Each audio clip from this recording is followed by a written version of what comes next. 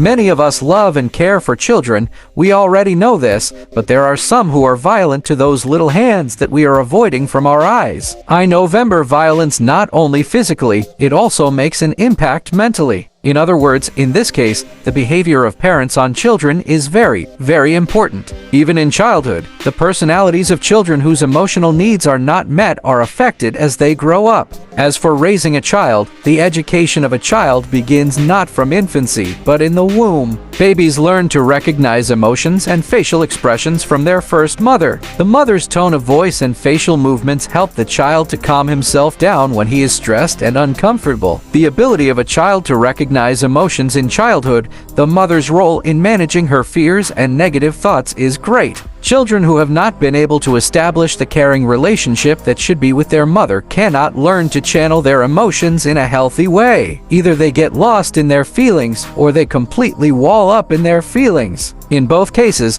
they have difficulty completing a healthy development of emotional intelligence. For children, the face of their parents is the first image in which they find a piece of themselves. Seeing the faces of parents caring for them in a caring and compassionate way, the children feel that they are loved, that there is no problem, that they are like themselves. They learn that they have enough. Decried by her parents, children who have not received enough attention or have been constantly criticized are not good enough. They grow up with an unjustified belief that they do not deserve love. Although the problem of trust in children who grow up without love applies to all relationships, especially friendship relationships are deeply affected. In other words, problems in children who grow up unrelated cause both their physical and spiritual development to lag behind their other peers. These kids love to talk, how to walk, how to eat on your own. He learns about activities such as meeting toilet needs on his own later. They have difficulty learning and practicing. To find out about them, they need a corresponding guide who has been taking time since infancy as a child.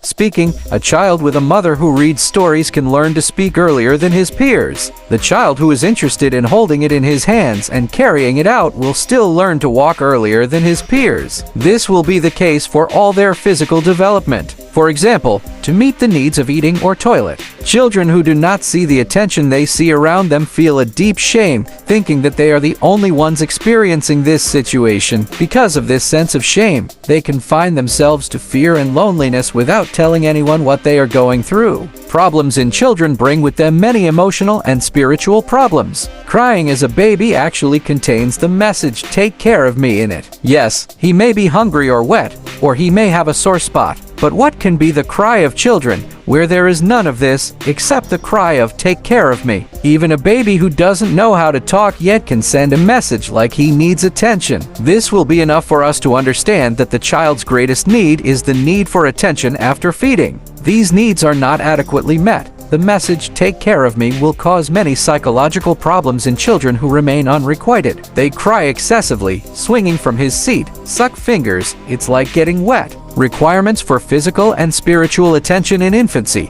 It continues until about the age of 18, including childhood and adolescence. This hunger for emotional attention is of more importance than physical care and needs. Because we have been loving ourselves more than what we have been eating and drinking all our lives since childhood, being safe, feeling that you are valuable will shape the satisfaction of your feelings. For this reason, I think that maximum care should be taken to meet the emotional needs of our children rather than the physical needs, and I expect you to think so. You might think, what more could happen to a child who is not given attention? But in fact, a child who grows up indifferent will also not be able to have a sense of confidence in himself, as he will feel worthless. It will also be difficult for an individual without self-confidence to build and develop a healthy relationship in social life. Or passive, he will have a timid personality structure, or he will not be able to make decisions on his own and even leave others to direct him, or he will try to develop an aggressive personality of his own in order to cope with life. He will not be able to develop a normal relationship with the feeling of worthlessness caused by apathy. Self is worthless, insecure.